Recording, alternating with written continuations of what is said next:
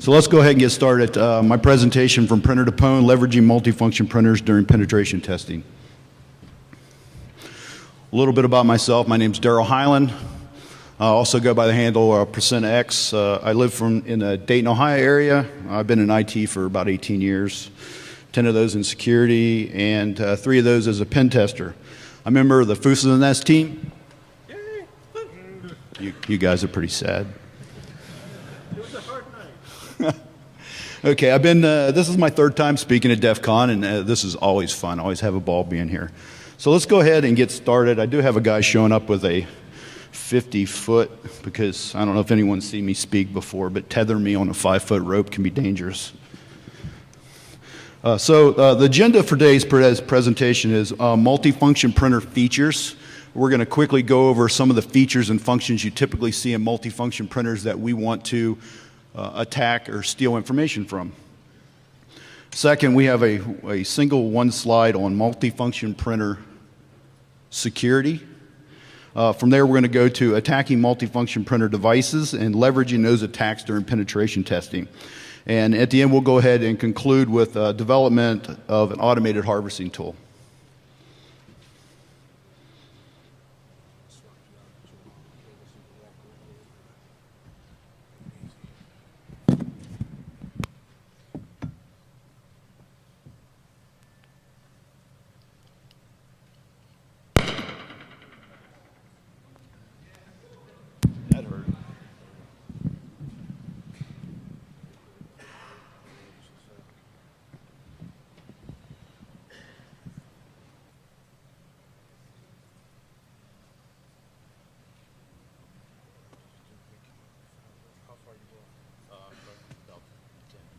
Just enough to move back and forth, so.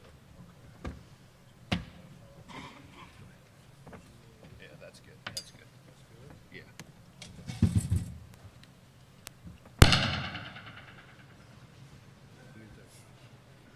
Okay, I guess we can get started again. So let's go ahead and move into this. Let's start off by talking about multifunction printer features. Don't like that happening. There we go. Okay. I don't know how many people have actually logged onto the web interface on a multifunction printer, but that's generally what we're going to be talking about today. And there's a wealth of features and functions that can be pulled, information can be pulled out of that. An example here is scan the file functionality, the ability to walk up to that multifunction printer and scan data or scan something and actually have it store it on a Microsoft file server or on a FTP server. Also scan to email, the ability to scan stuff and have it go out in email. So these have to be able to integrate into those services, SMTP server, SMB authentication onto Windows devices, such stuff like that. Also, one big one is LDAP authentication. To be able to go up to that device, authenticate yourself to that printer, and then have that printer give you specific features or functions associated directly with you. Also, system logs. A lot of us overlook what kind of information exists in system logs on these devices, and it could be a wealth of information. An example would be color printers a lot of times have chargeback functions, so they have to be able to log who's actually using the printer. So a lot of times it'll log usernames that can be stripped off these printers and used. And of course, remote functionality. With the new cloud concepts coming out there, we're seeing more and more stuff roll into this area. So that's an interesting one. And of course, backup and cloning, the ability to back up the entire configuration on the device. So if an attacker can pull the backup and cloning information and then strip it apart offline, he can pull all that information in one fell swoop. So the next thing I want to get into is multifunction printer security.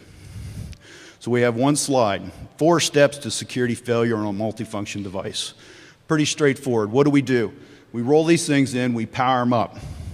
We integrate these into the business system so they connect to our SMTP, they connect to our Microsoft Active Directory environment, they connect to FTP servers, and then the third thing, what do? We set no passwords on these, or we leave them at the factory default password settings. So I have a question for you. So we can quantify this. How many people in here Their company requires you to set a complex password on all multifunction printers that are deployed within your organization. So raise your hands. So everyone else, look around the room. That's probably the typical amount that I see. Nobody is doing this. And of course, the last one on this list is no patch management. So if there is a bug or vulnerability that exists in these printers, we're not putting patches on these to fix those problems. So let's roll into the fun stuff. Attacking multifunction printer devices. So why do we want to attack multifunction printer devices? Besides it being fun as hell. Basically to gather information as an attacker. We can gather this information and use it to escalate our rights into other core systems within your environment. So when are we going to typically do this? An example would be if you expose it to the internet. And I know everyone's thinking, why would anyone expose a printer to the internet? Well, go out to Google when you get a chance and type in there and try to pull out some printer information, and you'll find there's literally thousands, hundreds and thousands of printers out on the internet that are exposed out there. And probably half of them have no password set or default factory passwords. The other example is once somebody gains a foothold into your environment, whether it's an internal user, a disgruntled employee, or an external attacker who has gained access to your environment. Earlier this year, I was on Pwnd, episode 237. We were talking about this. And Paul made a real interesting point about this, and that is the fact that this vector falls underneath the radar screen. No one's monitoring it, paying attention to it. No one's logging or doing any auditing against anyone querying information from your printer. It's totally ignored. So if an attacker gets a foothold, he can query your printers well below the radar screen through the web interface and potentially pull information that he could use to log on to your Active Directory environment without anyone ever knowing. So it's a real concern. So how are we going to do this? Obviously leveraging default passwords to get into the printer to start with.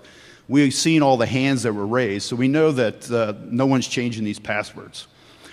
Second is access bypass attacks, and that's an attack against a printer where they have set a password, but you found a way to bypass all the security on the device and gain access to that printer. Third one, information leakages. Once we gain access to that printer, how do we extract some of that data? Do these printers leak that information?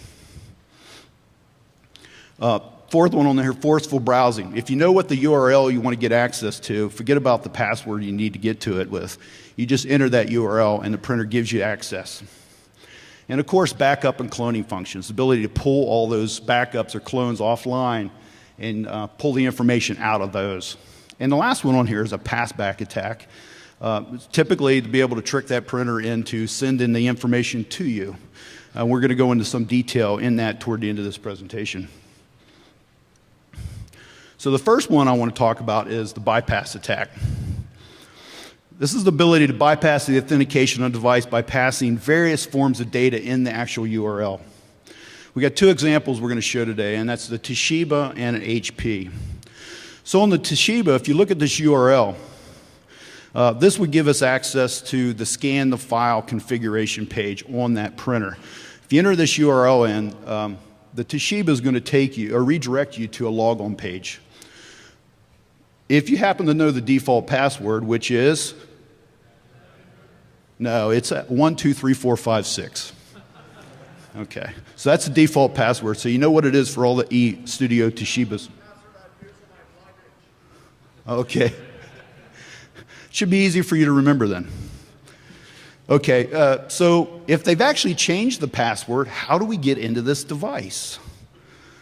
Well, there's a little trick with this particular device. I don't know if you've noticed there. It's an extra slash. Put the extra slash in between top access and administrator, and so goes your security, and now you're into the configuration page.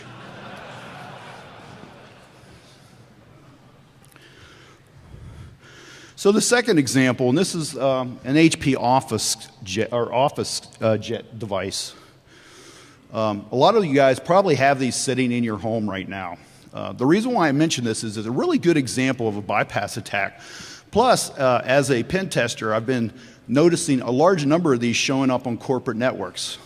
They're small devices, less than a couple $100s, and we find them actually be used in managers' offices so they don't have to walk down the hallway to get their print job or do little copies and scan stuff, and they're cheap. So if you actually try to get to a fax address book on one of these devices and authentication has been enabled, it's going to prompt you to log on. So we have a little demo where we can actually show this taking place.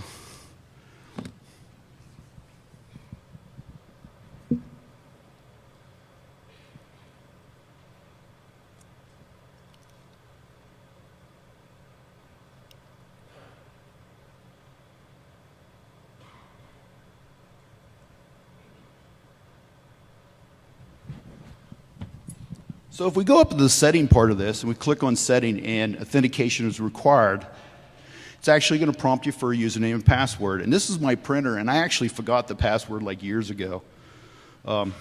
So you go ahead and hit cancel, and you get to the URL up here where the actual fax address is at.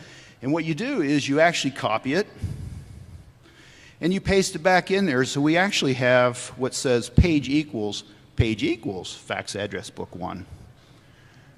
By adding that extra page equals, we can bypass the security and get to the configurations on the device.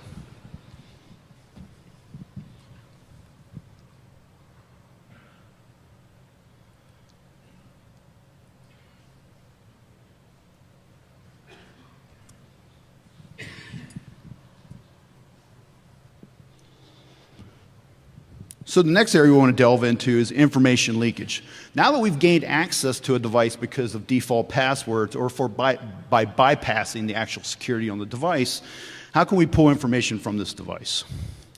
So the first one we're going to look at is information leakage on an HP device.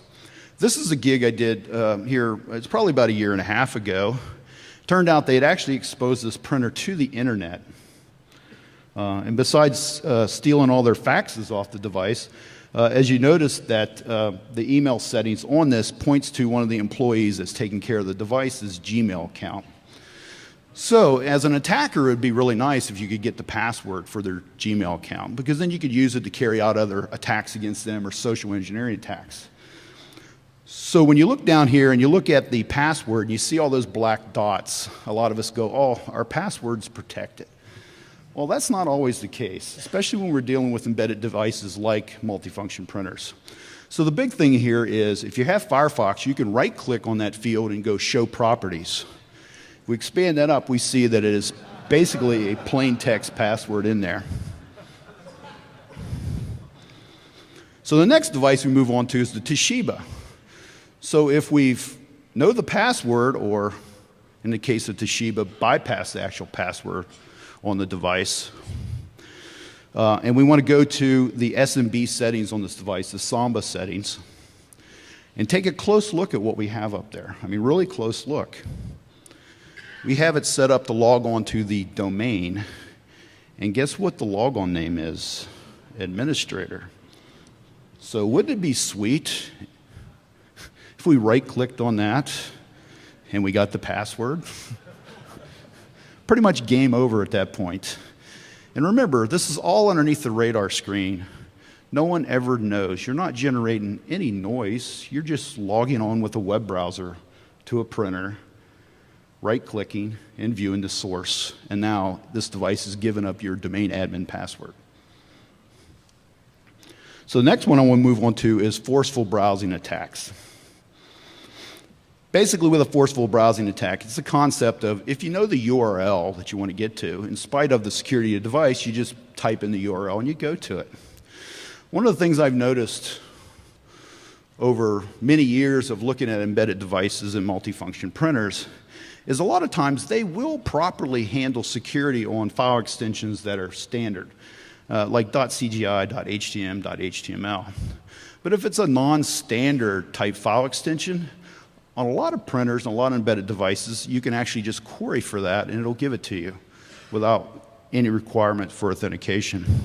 So what we want to look at is the Canon. What's interesting about the Canon printer, we're going to be looking at the address books on this device. Canon printers and a lot of other devices, the address books contain more than what you typically expect an address book to contain, or they can. We normally expect to see, username, email address, phone number, typical stuff like that, maybe some fax information. Well, it turns out on this particular device, there's a lot more information. So let's look into forceful browsing, gaining access to that. Again, the extensions on this device, or the files we're after, are .ldif or .abk. Very non-standard file extension. So maybe that plays a role in why we can get access to it. The image runner actually has 11 address books, or up to 11 address books that you can query on it. So if you type in this URL, you should be able to extract it. But first thing you got to do is you have to have a valid cookie to be able to do this. So if you just type in this URL and point it to your image runner, it's going to fail because you don't have a valid cookie. Now, I didn't say an authenticated cookie. I said a valid cookie. So if you hit the home page on the printer, it will give you a valid cookie. And then enter this in, and it'll give you the first address book. If you increment the AID up 1 through 11, you can get each and every one of the address books. The data that typically comes off the address books is in plain text. Also, a quick note. Early this year, I had mentioned that I thought this was patched in a lot of devices because I was getting failures on a number of occasions. Well, started analyzing a number of image runner devices, and I noticed that these two models here, these product name IR3580 and IR4080, are the only two that I can find that this fails on. It works on all the others that have this address book functionality. Not that there may not be a way to get around on these devices, but this method fails on them. But it doesn't fail on all the other ones. So let's look at this data. So we pull the address book. We can quickly see that URL information, a username, and a password can actually be pulled out of the address book. So what are we looking at? This device is actually configured so you can walk up to the printer and do a scan job after you authenticate yourself as D. Smith. And what it'll do is it'll do the scan job and it'll save it on your workstation. That URL happens to be his workstation. I've also seen these configured to point to actual file servers. But predominantly, I see it pointing to the individual's workstation. So he can do a scan job and it shows up on his workstation. So now I have the password to his workstation, so I can log on. Well, if they screwed that up and they actually created the username of Canon as an administrator on his local workstation, the next step is I'm admin on his workstation, which we've done before. At that point, I can extract the hashes associated with all the users on the device, particularly the administrator account, and use that to break in on every other machine on the network that actually has the same administrator password. So the next thing we want to delve into is backups and cloning. Backups, the purpose of backups and cloning is ability, one, to make a backup of your configuration of your device, which is very important if you need to fix it or rebuild it or whatever the case may be. Xerox really does what they call cloning. It gives them the ability to roll out multiple systems. So if you're rolling out 50 Xerox boxes, Xerox multifunction printers in your environment, you really don't want to go to 50 devices and configure them. So you can pull a clone off one device is configured and deploy it across all these different devices and configure. It's a really nice process. So the whole idea of this is if this contains information that we could use to attack you, then of course we can log on, pull this, and voila, we have usernames and passwords. So let's look at the first one. This is a Lexmark. The settings, import, export setting file functionality, and this export file is all in plain text. So we easily go to this page, import, export. We click export setting file, and we're able to extract this, and as you see, plain text passwords are actually stored in this file. The interesting thing about this device, this particular device that I tested, was that they've done a really good job of not having information leakages. So when you go to the configuration pages, you can't extract the passwords out of the source code. So they've made an attempt to actually secure the device from that level, but yet have made it possible for you to actually pull all of the configurations, including usernames and passwords, off the device in a backup file. The next one we want to delve into is the Xerox. Fairly simple. If you go to log on to a Xerox Workcentra, and what's the password for a Xerox Workcentra? I don't know if I heard it, but it's 1111. That seems to be the normal for the Workcentras. Username is admin. So we get to this, we go to the Xerox Workcenter, general setup under properties, go to cloning, and we have all these settings that you can select to extract the cloning data. You click on that and you get a cloning.dlm file. And you right click on this and you can save this. So what is a DLM file? So let's go ahead and show you. Before we do that, the previous example with the Lexmark, we noticed that it exports everything out in plain text. Xerox used to do that. They fixed that problem. So the newer stuff, the outputs of the DLM, is actually the passwords and encrypted. So we're going to show you the older stuff, the newer stuff, some conversation around that, and where we're going with that, and how to get access to the DLM data.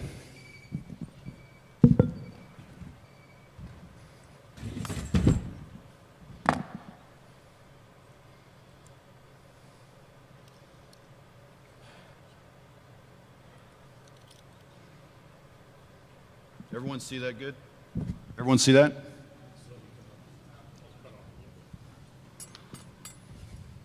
It shouldn't be. Let's see.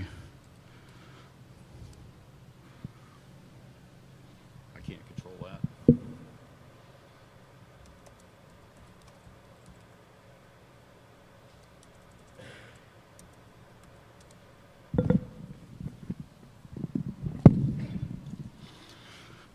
So a typical DLM file that you extract off this, let's go ahead and look at the DLM file. As you can see, it looks like a whole bunch of compressed, encrypted, it's some kind of data with a header, somewhat of a PGL type header. So I really didn't know what the format of this was, so I spent some time on the internet searching around, and I search and I search and I search. And I finally found a message board out of Norway, all written in Bork, which I couldn't read. But I knew they were talking about this. So I actually fed it through a translator online. And basically the gist was, and it was between two Xerox employees, thank you, that this is nothing but a tarball. So if that's the case, let's just get rid of this header.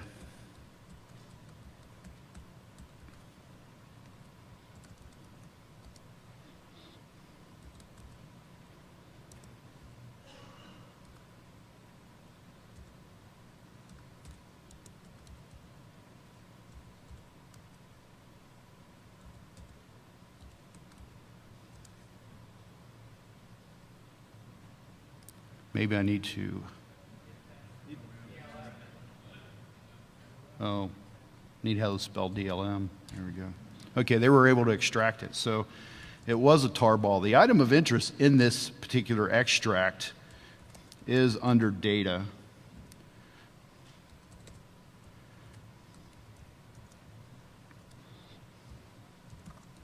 So if we search down through there, and obviously you can see it's the entire configuration, mostly in plain text.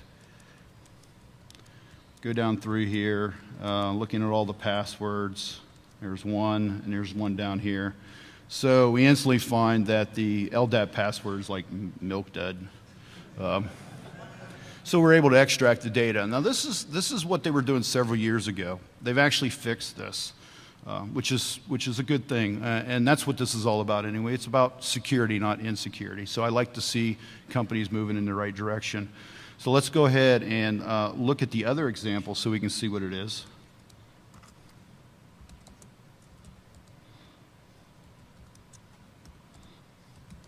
We've already extracted that, so.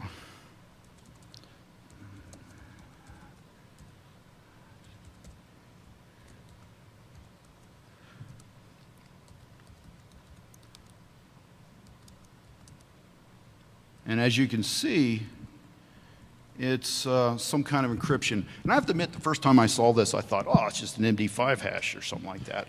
But the truth is, remember, this is the LDAP password. So it has to be some form of encryption and coding. We haven't cracked this yet, So I'm just throwing it out there so you can see this and see where we're thinking, we're moving forward. This has to be some kind of encoding or encryption of the password. It's 32 characters hex. We also know that it's a clone, so this has to have the same keys or the same encryption process on every one of that brand of printer, or the clone wouldn't work. So we know that much, so it's consistently reused. Research I've done so far up to this point leads me to believe that the cloning process isn't the part that's encrypting this, that more than likely the encryption mechanism of this is actually being maintained within the Postgres database that these devices use, using some type of Postgres encryption, and that's where it's being handled. So that's where we're at on that right now. So as we move forward, anyone interested in helping me with this down the road, shoot me an email. Definitely open to getting some assistance.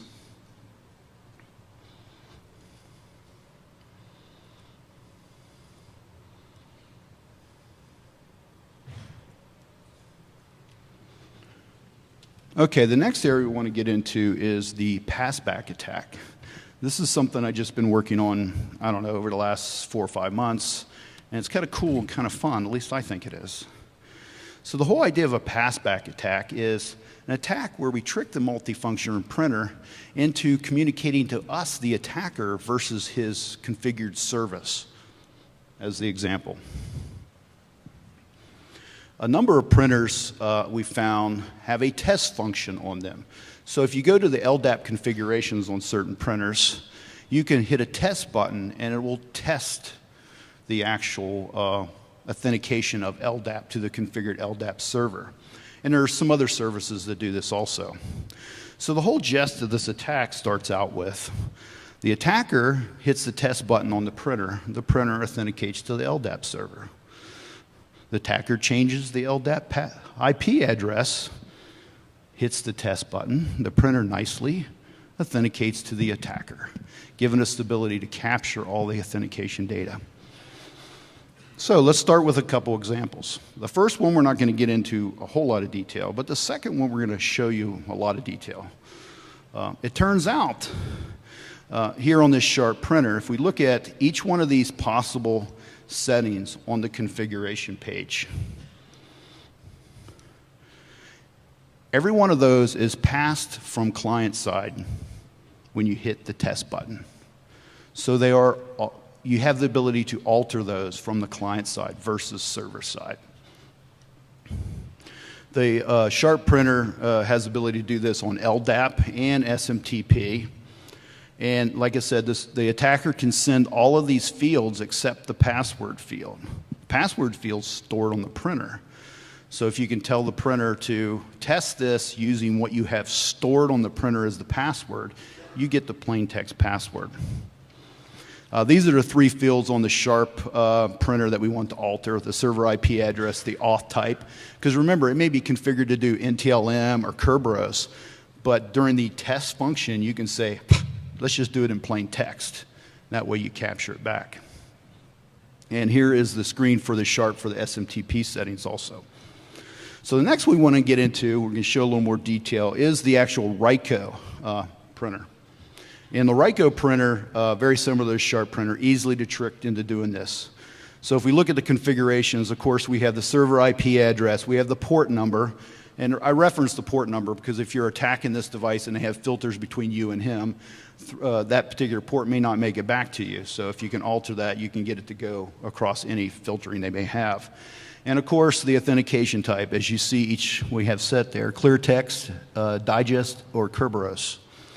And you have the ability, client side, to alter those during the test function. So this happens to be the test CGI that you post the data to. So what follows next is an eye chart. So this is the data that actually gets posted to that URL up there. The area in red, if it's altered, will typically reconfigure the printer, which is not what you want to do. The area in black is what's used by the test function and does not alter the printer's configuration. The blue areas are the things that I like to alter to carry out this particular attack. And we also have a video demo of this I want to show you real quick.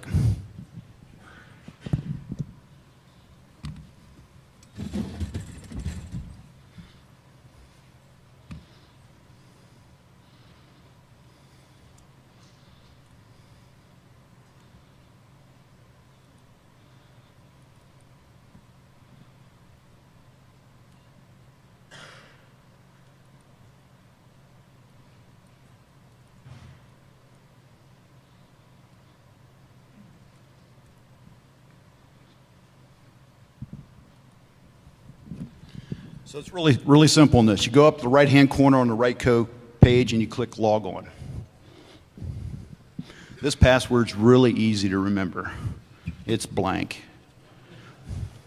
Enter the username admin, and now you log on to the device. Once you're logged onto the RightCo printer, it gives you a lot more features, and you can go to the configuration page.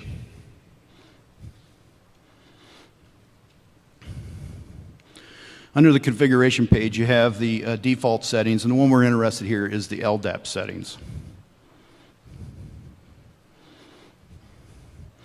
As you can see, there's only one LDAP server configured on this, so what you want to do is you want to actually check that box and go ahead and open it up so you can see the configurations.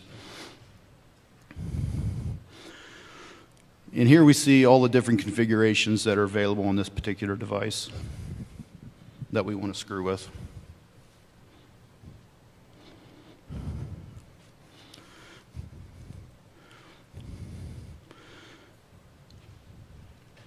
So to carry out this attack, we want to set up a netcat listening port 1389. So we fire that up. We also want to set up a proxy server to grab the content coming from your web browser. Here I'm using Burp, but you could easily use Paros proxy also.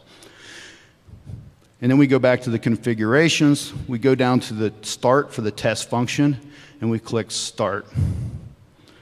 Go back to the Paros or Burp proxy, and you can see that eye chart that I showed you earlier. It captured all that data. And I gradually go through here and highlight different parts of that of interest, and I'm not sure if you can even actually see any of that out there. And the area you don't want to screw with because you will reconfigure their printer. You don't want to have to go back and change it.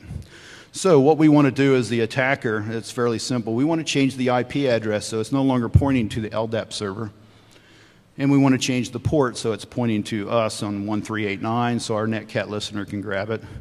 And of course, if we want to alter the auth type if needed. So we sent that, and if you notice, we have a connection coming from that printer to our netcat. So our netcat has actually got a connection with the printer. Speed this up a little bit because it took about 45 seconds to run through. But you'll see here real quickly, after about 45 seconds, the printer nicely passes us the username and the password in plain text.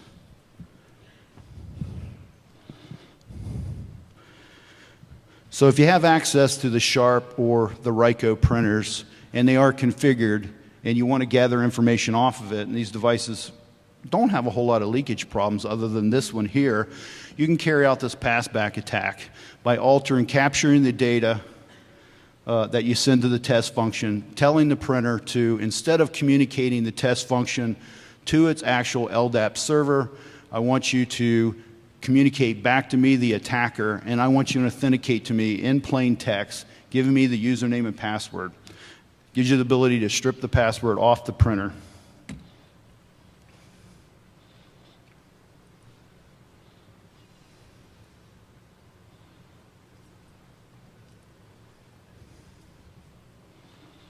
Okay, the next thing we want to move into is the tool.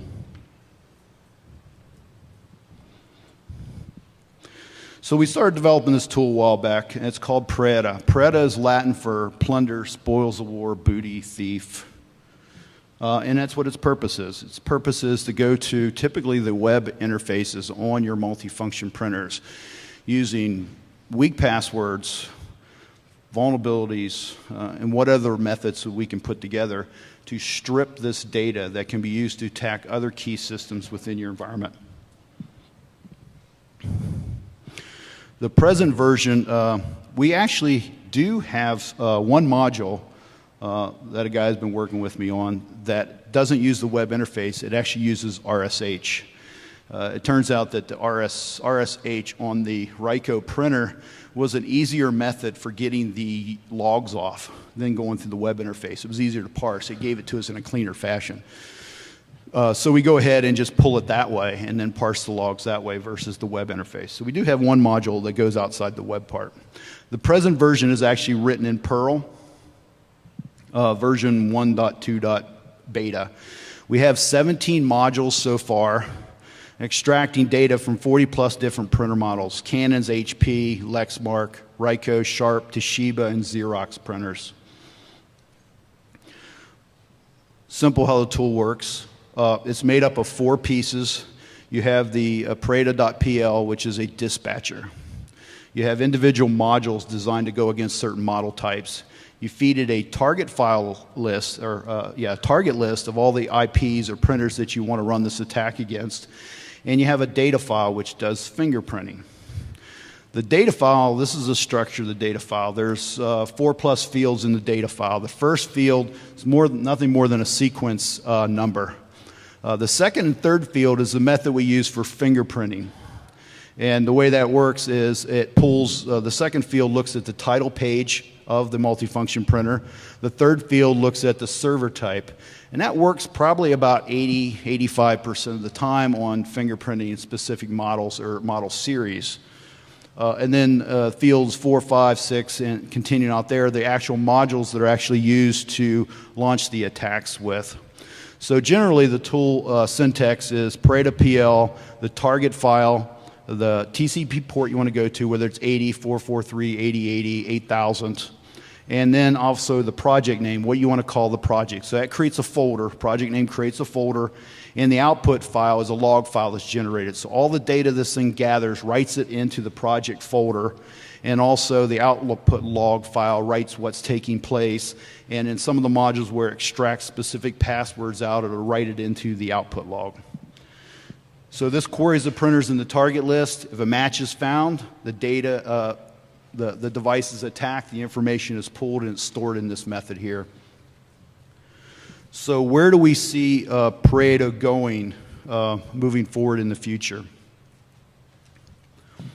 The goal here is, as we had mentioned with the Xerox, the password encryption part of that. So we have an ongoing project there to evaluate that and see if we can figure that out. Also, a number of other printers have actually started the backup clone files that it generates are all encrypted, but the fact is that you enter the password to do the encryption. So it's just a matter of figuring out what encryption they have. You have the password, you could easily decrypt it. So probably analyzing that and trying to find various methods to do that. Once we find those for the different models, we'll build modules to pull the encrypted file and decrypt it and save it for you. We also have talked about actually working on migrating this code over to Ruby. Right now I'm kind of holding off on that. And we're going to stick with working in Perl. And the main thing is I want to see this project go to critical mass. Right now we have 17 modules, 40+ different printer device models we go to. But the thing is I want the tool to be a valid, usable tool for pen testers. So we're looking for people to jump in, add value to this. Let's work on actually growing this, and once it reaches critical mass where it becomes a real valid tool used by enough people, then we'll go ahead and reanalyze it. Is Perl the best option? Is Ruby a better option? Could it be incorporated into other tools? Or could it be written in Python? So right now we're going to stick with the Perl and move forward from there. Also, we've been looking at developing other modules besides just printers, multifunction printer devices. There's all kinds of embedded devices sitting on our network, everything from UPSs, SAN systems, cameras. Every one of these devices, we as pen testers have actually found usable data that can be extracted from these devices.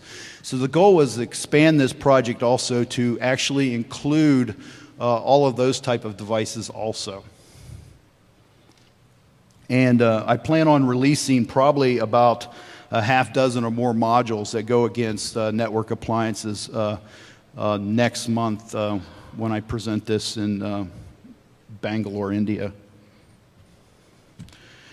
And I think that pretty much covers it. Looks like I went a little fast today. And we got a minute here. Let's. I got a couple T-shirts to give away. People like T-shirts, right?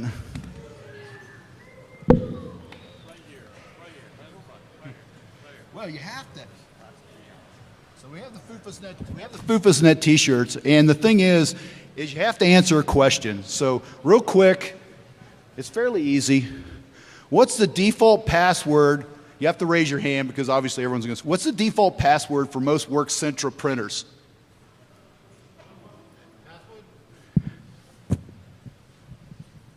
Gentleman back there in the blue shirt, gray hair, yeah. Okay. So I have an extra large here. You can take one of these, and I think the other one's a 2X. There's a 2X. Also, one more. Okay, what's the default password for a Toshiba eStudio printer? No. That's it. Looks like you got stuck with a 2X. I'm sorry.